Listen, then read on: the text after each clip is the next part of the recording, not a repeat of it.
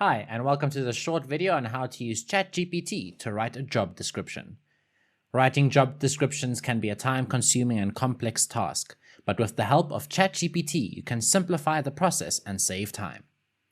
First, you need to access the ChatGPT interface by visiting the OpenAI's website. Once you're there, you can start a conversation with ChatGPT by typing in your request. For example, let's say we want to write a job description for a marketing manager. We'll type in write a job description for a marketing manager. ChatGPT will respond with a complete job description based on your request. You can read through the description, make any necessary modifications, and then use it as a guide for writing your own description. ChatGPT's job description will give you a good starting point, but you can make it your own by adding or removing specific details.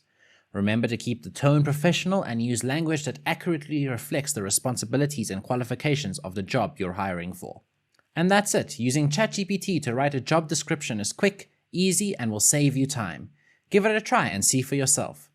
Thank you for watching and good luck with your job search.